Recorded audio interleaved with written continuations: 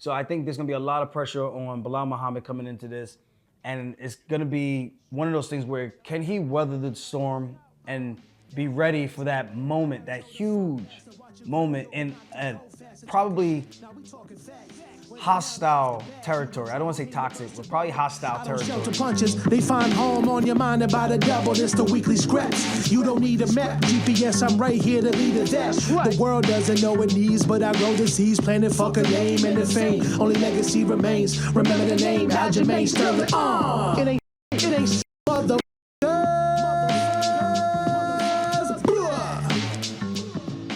What's up, guys? Welcome back to the weekly scraps, baby. Done know to the Mandem. I feel good, you know. Back from Nashville. Had a great match with my guy, JJ Wilson. Thank you for the match. Thank you for the opportunity.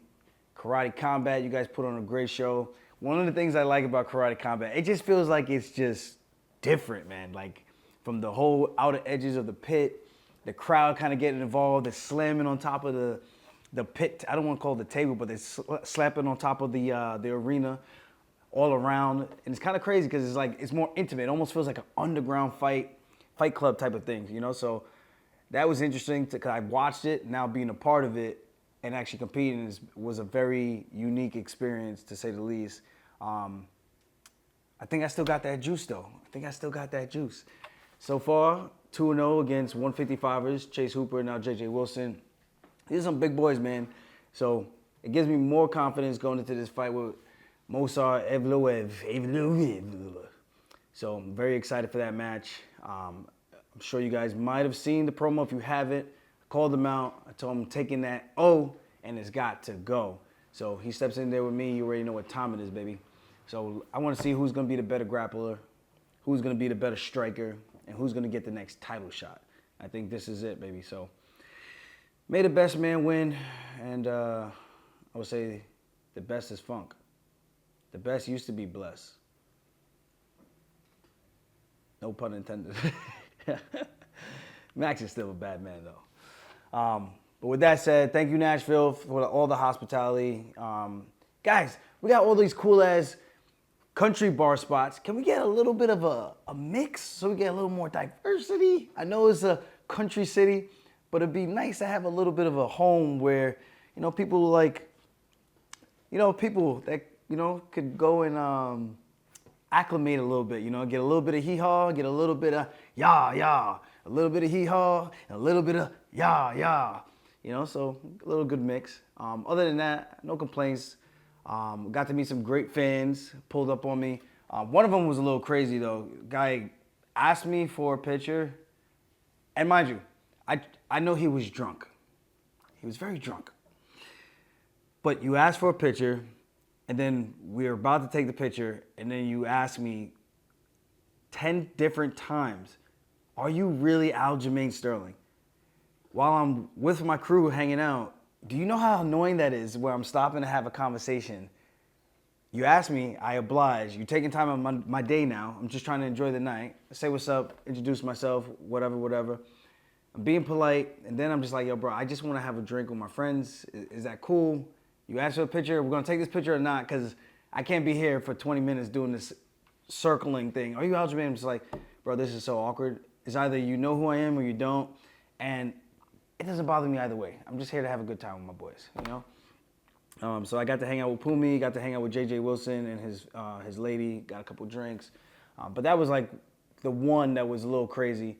And then there was one night, Wednesday night, I met another guy, did almost the same exact thing, but this time he said, you're not Aljamain, and he punches me in my stomach. Like, not like super hard, but punches me in the stomach, and I'm just like laughing it off. I'm like, all right. And then he's like, really, are you Aljamain Sterling? And I said, yeah. I'm like looking around like this, and I'm like, yeah, this is mad awkward. I'm like, yeah, you asked me that like 4 times now. And then he said, you're not Aljamain Sterling. You're fucking with me. Then he punches me in my stomach the second time. I was like, oh, bro, you get 2 of those. And that's probably 1 too many. And Pumi was there looking at me. His eyes are lighting up. He's like, yo, bro, this guy is towing the line right now. He is towing the line. Took a picture with him, and I was just like, yeah, bro. He's like, I hope you're really Aljamain Sterling. I'm like, dude, I'm going to go to the bar because this is getting really uncomfortable right now. So, guys, if you meet someone or you think it's someone, just be cool. You don't gotta do all the extra stuff. It's either they're the person or they're not the person and they're lying to you. I don't think you need to put your hands on anybody.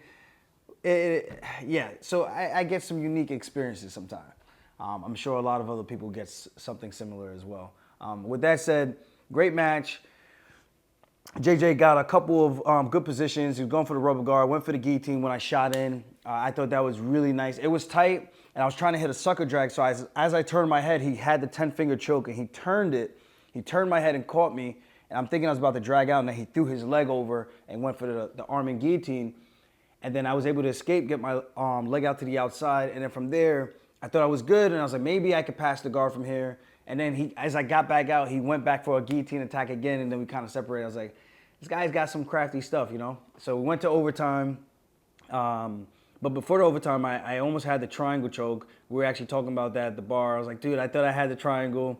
And he was like, there's no way I was going to let myself get triangle. He threw the leg over. I was able to peel the leg off, but then I lost the position altogether. That would have been a cool highlight, a cool finish if I was able to fully lock it in. But like I said, he was a big dude, knew what he was doing, and grappling is fun when you have two guys that are willing to exchange and make something happen. I had to be careful with the go-go plata stuff that he was doing when he was trying to pass the leg from the rubber guard over across my face.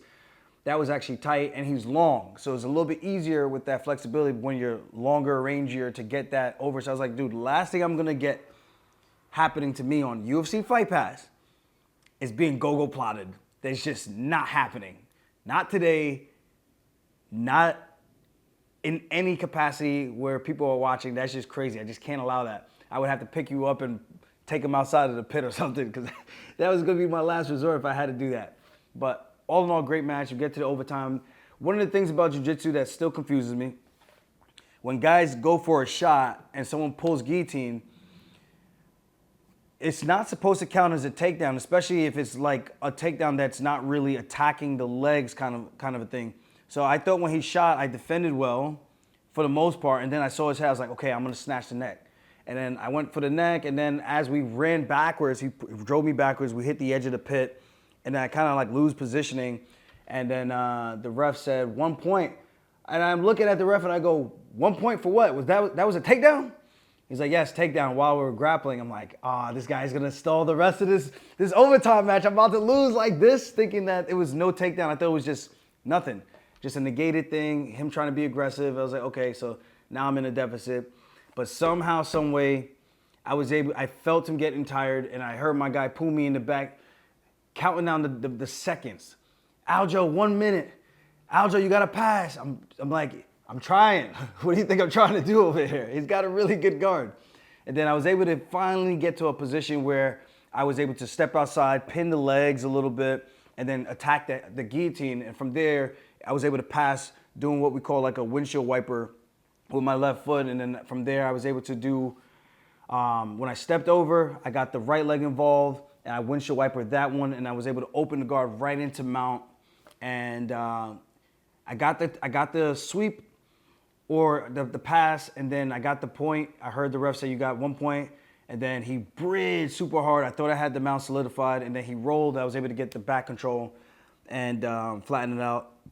And that was the match, you know. So I didn't get to get the finish, but ideally, if the match was, if I was in better shape, maybe I could have pushed that pace a little bit more in the regular period, and maybe I could have gotten a finish. I don't know. But like I said, the kid was tough. It's not the easiest to finish everybody. I definitely tried. And I had a worthy opponent, man. He was really good. He was really cool. I told him I'd love to come down there and train with those guys for sure, because especially he's down in Florida. So we'll see. I think he said he has a gym down there, so we could go down there and get some work as well. With that said, let's turn over to the man over in Manchester. We got the main event, Leon Edwards taking on Belal Muhammad 2. The first one ended in an eye poke. I think we can all agree that Leon Edwards was getting the better of that exchange, of that first fight between those two. And it's been a long time coming for this rematch. I was hoping that they ran it back right away, but they didn't. Now, time has passed. Both guys have been doing this. Leon was able to get to here before Belal. Now Belal is here. He had to get some recovery for his eye. And this is a great matchup because I think Bilal is truly an underdog in this position, and I understand why. But at the same time, he's been winning. I think he's on a 9 or 10 fight win streak, which is crazy. Almost just as long as Leon Edwards. Leon might be at 10 or 11. So with that said, I think the differences are going to be the improvement in the striking from Bilal Muhammad. And then, of course, the pressure and the control of Bilal Muhammad.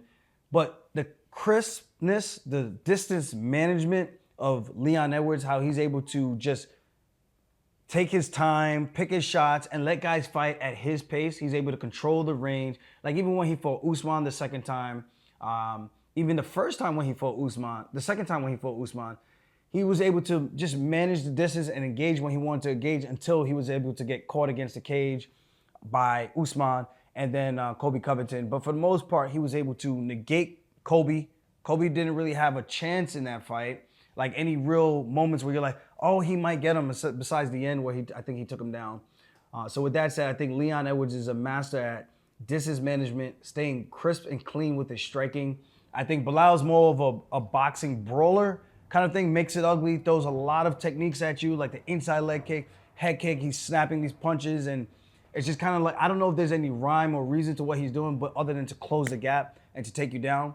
But I will say, when he fought Sean Brady, he showed levels. When he fought Gilbert Burns, he showed levels of improvements that he's now willing to exchange, willing to get in that pocket, stay in your face, put the pressure on you. And then with that, you don't know if he's going to grapple, and you don't know if he's going to strike. A lot of people fear the takedowns from Bilal Muhammad.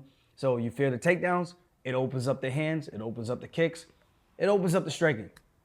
So it's going to be up to Leon to dictate the pace, continue to measure the distance the right way, land those proper strikes where he's going to be able to discourage Bilal Muhammad. And if he can't discourage him early, I can see Bilal Muhammad pressuring him early on and possibly stealing rounds 1 and 2, unless Leon could come out and establish some good distance management, land some good strikes to make Bilal second guess himself. And I think that's going to be the path to victory for Leon Edwards. But for Bilal, he's going to need to make it ugly, get in his face, not give him any space to breathe.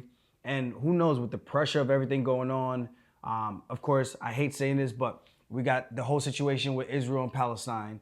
And then we have the whole situation where now they're in Manchester, pretty much Leon Edwards' backyard. I know he's been born and raised up in, I don't want to say born and raised, but raised up in Birmingham, which is not too far from Manchester, if I'm not mistaken. So he's going to have the home crowd advantage. Tommy and Aspinall, Paddy the Baddy. The whole UK fans are going to be mad for this fight, right? So I think there's going to be a lot of pressure on Bilal Muhammad coming into this. And it's going to be one of those things where can he weather the storm and be ready for that moment, that huge moment in a probably hostile territory. I don't want to say toxic, but probably hostile territory. I know he's going to have his fans out there in support. I know a lot of people were there in some of the embedded videos and showing a lot of love. But I think there's a lot riding on this. And I think he might be more angry than he should be. So there's a lot of factors playing into this where I just don't know which way to lean. But it's a high-level fight. I think both of these guys are in their primes, at their best right now. And it's probably better that they didn't have that rematch where Bilal was mostly a grappler, and now he's more confident in striking. I think we're going to get that much better of a fight. I think it's going to be a really good, really competitive one. I don't know if I can see anybody finishing anybody in this one. I think it's going to go to distance, a war of attrition. Bilal's not like a knockout artist. Leon has more of that, I don't want to say one-punch KO power, but he has that headshot. He has the clean left hand where he can rock you, and I think that could be problematic for a guy like Bilal. So we'll see. The one thing I will say, there's not a ton of head movement from Bilal. He kind of just comes straight forward. Rocky doesn't use too much head movement either, but the distance management, the good defense where he's getting out the way. Hopefully there's no eye pokes in this one, and we can get a definitive answer of who is truly the king at welterweight at this point in time. So I'm super excited for this fight. I know people hate on Bilal. I don't get why. He's a really nice dude. And of course, Leon Edwards, Jamaican roots, living in the UK. I respect it. And, I'm torn on this one because I've hung out with Bilal multiple times. He's a great guy. But this would be great for the country. I know this would be great for Bilal as well, for his people, his country, and for everything that he's fighting for. But that's the thing, man. It's like, could be two great guys, but someone's got to win. Someone's got to go home and learn. So I'm looking forward to this one, and I think it's going to be a barn burner of a fight. I'm not going to make any predictions. I'm just giving you guys the goods on this one. This one, I can't make any predictions for that one. So next, we have Tommy Aspinall. Oh, Tommy Aspinall. Oh, hey, Tommy Aspinall. Hey. It's going to be a fun time, man. I kind of wish I had tickets to go. It's too late to fly out now. It's not, but it is. Like, I'm shot. I can't get on a plane again right now. With that said, though, Aspinall is coming into his own. He is the interim champion. Curtis Blaydes has shown leaps and bounds of improvements within his striking, and that is scary. A guy who can always be a threat with the takedowns, now putting some hands on people? He's putting hands on people? You better watch out. But Aspinall has good jiu-jitsu, and he has relatively good defense for takedowns. And I would say he has good takedowns of his own. The difference is Curtis Blaydes is more of a grappler, wrestling style, where Aspinall is more of a grappler in the BJJ style. So I think the submissions favor Aspinall. The ground and pound and control probably favor Curtis Blaydes. But Aspinall has some good ground and pound himself. I think it's going to come down to whoever lands that first shot. And I don't know. I do think Aspinall is going to be a lot faster. He's going to be a bit more nimble on the feet. You watch some of his highlights, the way he has those finishing sequences when he steps in, he's timing, he gets the rhythm, he looks for that one opening, and then he just touches you one time. He knows he rocked you, he knows he has you hurt, and he doesn't let you off the hook. That's scary, especially a guy that big who can move the way that he does. Very athletically gifted. Curtis Blaydes, not the fastest guy, but he's been working his striking, like I said, and it's clean. It's not the fastest, but it's clean, and if he connects, that's a problem. So I think I have to lean towards Tommy Aspinall on this one, but if Curtis Blaydes could somehow figure out how to sprinkle in some of his takedowns or even make him be concerned a little bit with the takedowns to get Tommy Aspinall a little bit tired in front of his home crowd people again, I think it makes things very interesting. But again, I'm leaning towards Aspinall. I just think he's a little bit more nimble, a little bit more gifted on the feet with the hands, with the kicks. I know he threw that one kick last time when they fought and he hurt his knee, and it wasn't like he checked the kick. He just threw a kick and he planted towards ACLs. No one likes to see injuries like that. So with that said, again, I'm leaning towards Tommy Aspinall. I think it's going to be a close fight. I would not be surprised if Curtis Blaydes was able to manage to get a takedown, That's a tongue twister. Was able to get a takedown and land some ground and pound and probably get a finish in his own. So great fight. Looking forward to it. Who's going to be the new kingpin, or who will continue to be the kingpin, I should say, at the heavyweight division? Because, of course, Johnny Jones is hurt. He's fighting Stipe Miocic. Stipe Miocic. As Joey Diaz would say. Well, that's Stipe Miocic. Immigrant mentality. The immigrant mentality. But that should be a good one. And then we'll see who's going to finally get to fight John Jones if John Jones isn't offered Alex Pereira for some crazy reason instead of fighting for the interim belt and unifying the belts. It's just going to be weird. There's two champions at heavyweight right now. And yeah, strange. Next up, we have Bobby Green taking on Paddy, the Body Pimblett. We got the bowl cut taking on the beard, the fire beard. This is going to be a fun one. It's going to answer a lot of questions. Has Paddy the Baddy improved? Has he gotten better? Of course, with time, you should get better. But how much better has he gotten? Is his chin going to still be up in the air against a guy who fights with his hands down? Paddy's got some slick kicks, especially that lead leg that he likes to use, the front kick, the switch kick, snaps it. And, of course, we know he's a dangerous grappler. If Bobby Green decides to grapple with him, I think it's going to be a problem. And I think that would be a very big mistake. So, Bobby, if you're listening, I'm sure you're not. But don't grapple with this man. Be smart. Pick your shots. Let him get tired. When you get him to the third round, then maybe you could go for the grappling where now you can land some ground and pound with a minimized threat of a submission from off of his back. But if Paddy manages to get a takedown where he's not a wrestler, but he's got some crafty trips, he's got some cool little judo sweeps I've seen him hit before. If he could get something like that unorthodox, how he had Jordan Levitt in that weird position, landing those 2 knees, then trapped his arm and wrapped him up in the rear naked choke. He's got some crafty stuff. He's hit flying triangles before at Cage Warriors. So Bobby Green has to be on his P's and Q's. I think he's the faster fighter. I think he's the veteran. He has more experience. And I think that should play a big factor in this. He's been in all the biggest shows. This is going to be big for Paddy as well. He's been in a big crowd in London before. So this shouldn't be a strange avenue for him, any strange territory. He's been here before. But I think in these big moments, I think Bobby has had a lot more of them over his, I think, maybe 20-year career as an MMA athlete. So with that said, I do think Bobby's chin might be a little suspect, might be. Or maybe the shot Jalen hit him with was just so clean that he just didn't see it because it kind of just came out of nowhere. And we all know the shots you don't see tend to do the most damage or put you down. Kind of like one of those flash knockouts. So with that said, Bobby's got to fight smart, stay on the outside. I know he's going to taunt, get in his head, start talking his shit the way he normally does to every single opponent.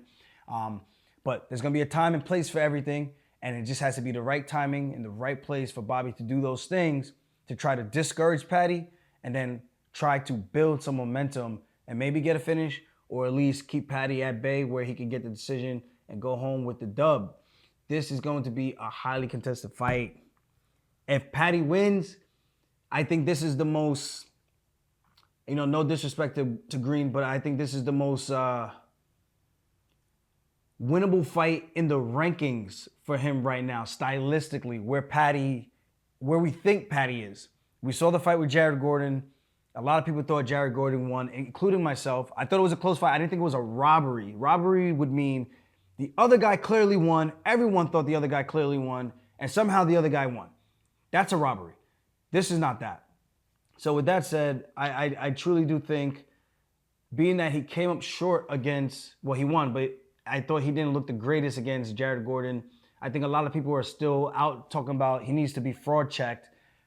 I mean, he's fighting the best guys in the world. The UFC is supposed to be the best guys in the world. Supposed to be, right? This is the ultimate fighting championships where it is supposed to be the best guys around the world. So if he's fighting one of the best guys around the world and he has a close fight, it's not a hype machine fraud check. It's just that maybe it's too much too soon. So I think people need to kind of dial it back a little bit. I know he's drinking his own Kool-Aid. It could be good for him. It could be bad.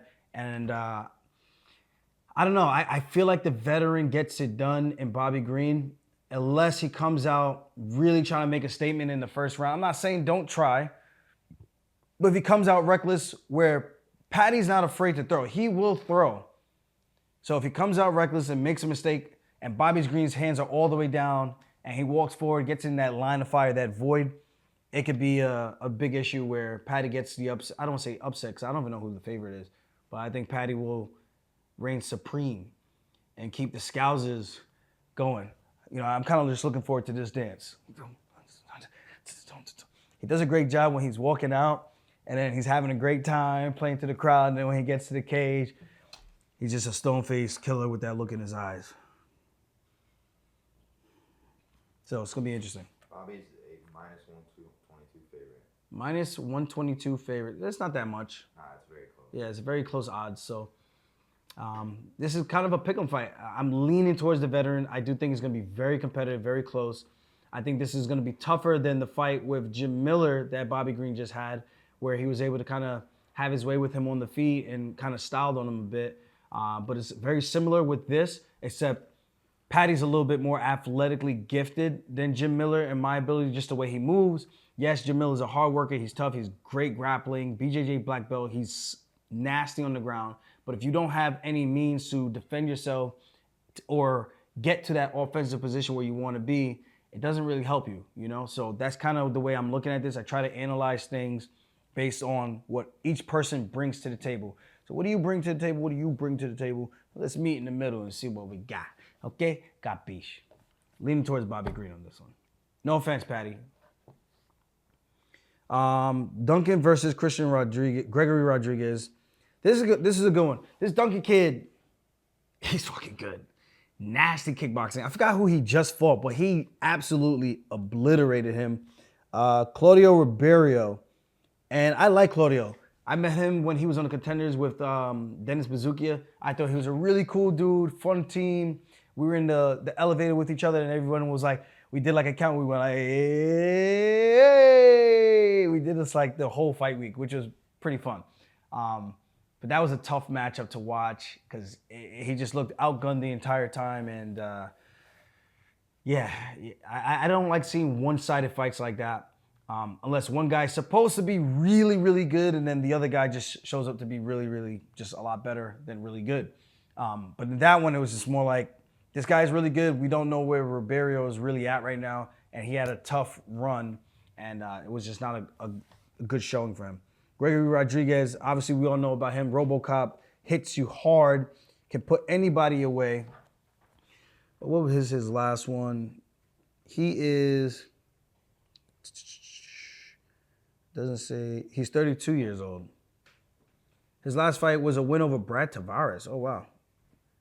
That was back in February. I'm actually shocked about that. But he's on a 2-fight win streak. So, because Brad Tavares is good. We got to finish over Tavares and then, yeah. And the Duncan's only 29. So this is a very intriguing fight. I don't know which way to go with that one. I like Duncan because he's got some cool kicks. Very, very fun striker. I don't know who to pick. I don't know. I don't know too much about both these guys yet, so it's really hard for me to say other than what most people are saying with the betting odds. Next up, in my weight class, my new weight class, Arnold Allen versus Giga Chikadze. This is a fun one. I cannot wait. Chikadze coming back and winning against Alex Caceres. He was supposed to fight Josh Emmett, but then got hurt when he was training with Marab. Pulled like his groin or something, he had said. And now he's fighting Arnold Allen, who's coming off of 2 losses. Movsar Evloev and Max Holloway, both by decision. He had a great showing with Movsar. A lot of people thought he won. I don't want to be disingenuous and say I thought he won as well. I thought it was a very close fight. I didn't know which way it was going to go. But I thought it was more so leaning towards Evloev. And it just came down to what you were scoring more, the striking or the grappling in that control time.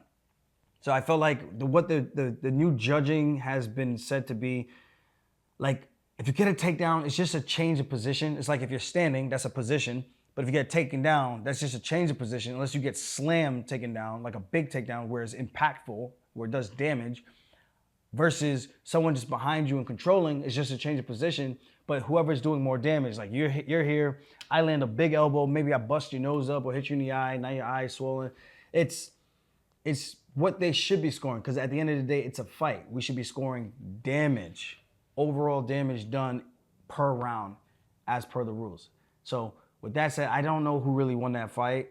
I got to watch it again because I'm breaking down film on that. But I thought Arnold Allen did some really good things. But for this is going to be 2 strikers. Arnold Allen might try to surprise Giga and take him down, but I just can't see him doing that. And what I want to say is his hometown, right? He is English, no? Yeah, he's English. Yeah. I don't think he's going to go out there looking to take him down. I think he's going to want to put on a show, put on a stand-up fight. Giga's got some really tricky kicks. He can fight from orthodox. He can fight from southpaw. Arnold Allen, traditionally just a southpaw fighter, keeps that chin tucked, throws that nice jab, hits that nice cross. He landed a couple of those on Movsar Evloev as well, where he was tagging him up a bit with just the straight left hand down the middle.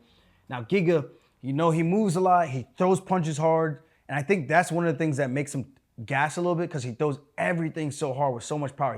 He doesn't seem to be the fastest guy, but he throws it with brute force, and he's looking to knock you out with each strike that he throws. He throws those body kicks. He's tricky where he'll throw it where it's looking like it's going to the head, but then it'll come down like it's coming up, but then he'll turn it and whack right into the body, into that liver. And then he'll trick where it's going to the body and then come up to the head. Not like a question mark kick where it's going like body head. It's more like he just changes the trajectory of it a little bit, where it's just way more tricky to follow, and knowing which way to defend. Now, this open stance, Arnold's gonna have that left kick available to the liver, especially when Giga's in that southpaw, in that orthodox stance, when they're both in open stances. So I think it's gonna come down to who can establish the range. If you watch what Calvin Kattar did with Giga Chikadze, Giga was lighting Kattar up in that first minute of that fight. And then he threw the one head kick. And of course, the UFC canvas, he slips on a banana peel. Somehow, some way he slips. Kattar pounced on that ass like a cat. Grabbed him. Giga got up. He picked him up and he slammed him back to the canvas and said, nope, I'm not going back to the striking with you. I'm going to make you grapple. I'm going to get you tired. And then from there, Kattar was able to have a lot more success in the fight and making it a dog fight, staying in Giga's face the entire time. And I think Giga just had a hard time getting back into the fight. He did do some good stuff still throughout that fight with Kattar, but for the most part, it was Kattar winning every single round. Now, Arnold Allen can implement a similar game plan, except without the grappling, but can he stay in the face of Giga, keep him on his back foot, where if he starts to kick, he's going to be worried about getting the kick caught, getting crosses landed or a jab landed, where if he gets the kick caught, he might slip again. And I think all those things are going to play in the back of his head. Of course, he's got to make sure his distance management is on point for Giga. And I think I'm not sure which way this one is going to go. I really don't know. I think we're going to get a lot of questions answered just because the last styles that both these guys fought was so different. I thought Giga had a close fight with Alex Caceres, which I thought he was, I don't say was going to run through him, but I thought it would have been a bit more dominant if that's fair to say. With that said, I think he's made a lot of improvements. I saw him at the PI before I came out to New York, and I think he's in a very good space, working on his boxing, where he's fighting a predominantly boxing-heavy fighter in Arnold Allen when he was training with Callum Walsh. Callum, right? Callum? The boxing guy? The Irish guy? You're saying Calvin? Callum Walsh. The boxing guy that the UFC is pushing, yeah. So I saw him over there working some pads and drilling with him. So, yeah, he's putting in the right work, I would imagine. So this is going to be a fun fight, man. And I think it's going to also answer a lot of questions of possibly what happens between myself and Mosar. We'll possibly maybe see one of these guys, or myself and Mosar, the next guy gets the title shot. We'll see. I'm putting in the air that whoever wins is getting a title shot. Or I'm just going to say, if I win, I'm getting a title shot. Mosar. There's like 14 fights on this card, guys, so we're not going to go through all these. We got Molly McCann taking on Bruna Brasil. Nathaniel Wood taking on Daniel Pineda. That's going to be a tough one because Pineda's a big boy cutting down to 45, where Wood used to make 35. It was a hard cut. He was like that in-betweener, kind of like myself. Like, he could make it, but you're killing yourself. Now he's up at 45. He's had some success. I think he's 3-1 at 145 now. I'm going to check just to make sure I'm not speaking out my arse. He is 30 years old. Yeah, he came up. He beat Charles Rosa. So he lost to Casey Kenny. He beat Charles Rosa, Charles Jourdain, Andre Feely, lost to Naimov. Did a grappling match against Alex Caceres and won. And here he is now against Daniel Pineda, who is a tough dog, man. We got this kid, Lochran, taking on Jake Hadley, who I thought was a 25er, but I guess they bumped him up to 35. I guess he's maybe struggling to make weight. Bokaskis versus Prasinio. I don't even know how to say that name. Oban is here. Oban Elliott, the Welshman. With the Madri boys, the Madri! Oban taking on Parsons. Sorry, Preston, I'm sure you're a great dude, but I got to go with my guy, Oban. Just because I'm just going with Oban, because I like Oban. I mean, it might not be the right pick at all, but I'm just going with Oban. You know anything about the other guy? Parsons, I know he's tough, man. I've seen Parsons fight a couple of times. It's just one of those things where you see someone fight, but you're not sure like what they're actually good at. It's just like a scrap. But I can't pinpoint like, okay, this guy's really good with this. He's just more of a well-rounded fighter, and I think that's what it's going to come down to. I think this is a very good matchup between two guys who are just well-rounded. They don't have any standout expertise in any one area, in my personal opinion, just when I'm watching these guys. So yeah, that's where I'm looking at this one. So I'm leaning towards Oban Elliott to get it done. You want to just pull those down? And of course, we got Mick Parkin versus Bresky. We got Shauna Bannon, Molly McCann's twin, versus Ardelean. I remember seeing them at the PI, and I was like, yo, is that your twin sister? You have a twin sister? She's like, no, everyone thinks that, though, but yeah, they look like twins. And my sleeper fight on this card, which I don't know how these guys, who I think they're both in the top 10, how they're on the prelims right now. Well, I guess the prelims is pretty stacked. But Mokaev versus Kape. That's crazy. They're on the prelims, and they're not even like a featured fight. I feel like that should be on the main card instead of the RoboCop fight. Yeah, for sure. Or at least higher than Oban and Parsons, but it's not, and Bukauskas. But whatever. I mean, Maybe I'm trying to get people to tune in. Probably. Now, this is interesting, man. These guys had 2 run-ins now. They had one at the PI where I think Manel headbutted Mokaev, split him open right before his fight. I think he was supposed to fight Alex Perez for that one. Split him open. That became a whole thing. They made amends or whatever. I heard they fought at the mosque. They had a run-in at the mosque. I heard Amir Abazi was there. I was like, yo, bro, this is just getting crazier by the details that I'm getting. And not even trying to do like MMA gossip, but these guys don't like each other. Then you have them having their run-in. From what I understand, they made peace, becoming cordial. Then they rebooked the fight. Both these guys had went their separate ways. Then they rebooked the fight. And then now they're in Manchester. And supposedly there was like another run-in at the lobby that happened between the teams or between them again. Just craziness. So it just gives me more excitement. It's like, yo, these guys finally get to settle the beef. I can't wait to see these guys finally settle the beef, to see who is better, who's going to move on. Because I think the winner of this is potentially right there for a title shot or an eliminator. But I would think it has to be for a title shot because I don't know who else Pantoja is going to fight unless they give him Tejada right now, who's I think 4 or 5-0 in the UFC right now. But for him to be 4 or 5-0, I just feel like he's relatively new to get a title shot over these guys who are mainstays and I would say are pretty well known and popular. Kape, very interesting striker, good grappling as well. He's no slouch on the ground. And he fights, he can put his hands down on his knees, slip, and pop you with something and exit super clean. Fun to watch him spar in the gym. Mokaev, clean on the pads. I've seen him drill. We've seen his fights. One thing I would say is if Mokaev can add some ground and pound to his grappling, he will be probably one of the hardest guys to beat. But he takes guys down, not a lot of damage. The fight with Alex Perez, I think, I don't want to say fraud checked him because to me, that's not really a thing. You fought another high-level guy. You're going to get some opposition. You're not going to run through everybody like there's like a hot knife on butter. You know what I mean? So with that said, I thought the Perez fight showed that there are some holes where he could be exposed, and the Tim Elliott fight showed that there are some holes where he could be exposed. And if he does not tighten those things up coming into this weekend over the past few months, I think Kape can utilize that, use his athletic ability, and man, I think possibly catch him with a knee coming in, catch him with an uppercut coming in. There's a lot of things that Mokaev can do to make sure that doesn't happen. And there's a lot of things where if he's doing the same stuff, I think he's going to put him in some troubling positions where it could be good night. Because I'm telling you guys, when Kape fights, he's looking to put your lights out. He's looking to touch you up, and he's looking to sit down on punches. He's fun to watch. And he's mean, man. He's just mean in there. The guy he's I don't want to say a street kid because I don't really know, but I'm pretty sure he is.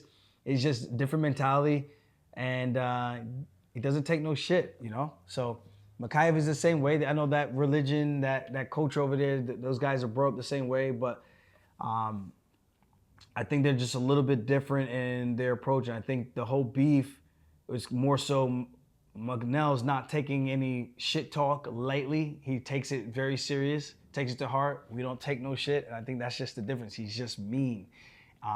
So with that said, I don't know which way that fight's going to go. I like both guys. May the best man win. I'm not picking no one in that one. But I know I'm tuning in. You're the man of no picks today. I'm the man of no picks today. You know? Yeah, I know all these. I know a lot of these guys. It's hard. Out of this, bro. It's hard. I don't want clips of me picking. We do clips of just the breakdown. We don't have to do clips for this one. We could do just for the main event where we could just talk about what it is. Yeah, because it's all good. Other than that, guys, August 1st, right around the corner. My birthday, July 31st, right around the corner. National Beef Patty Day. It's not Beef Patty Day. National Patty Day is around the corner. I believe that's August 2nd or August 3rd, but I think it's the 2nd. Don't quote me on that, but I know it's within that first week of August. So birthday day is coming up, July 31st, August 1st. They'll release a Funk Harbor rum, and then you guys will be able to get this online. We'll have it in some stores here in New York. And of course, National Jamaican Independence Day, August 6th. So Jamaicans stand up all across the world, spread love. We are all one people, out of many, one people. Much love. Thank you guys for tuning in. Don't forget to hit the like button. And shout out Sam Alvey. That guy was a dog in there against, oh my God. I forgot we didn't even talk about that fight. He is a dog. And one of the things Pumi and I were saying was, my man found a home at combat karate, a style that fits him and suits him well. Went over there, got cut from the UFC and said, I'm gonna come here. I still wanna fight, still gonna compete. He's the KC champion and doing the damn thing. Super fun to watch. Like, we were all going crazy cheering for him. Great fighter, man. Other than that, thank you guys for tuning in. Enjoy the fight, stay safe, and all the fighters out there, if you are watching, get some rest, because you guys gotta be up super early to scrap, and you guys need to be ready. DD Box. I'll see you guys next time. Peace.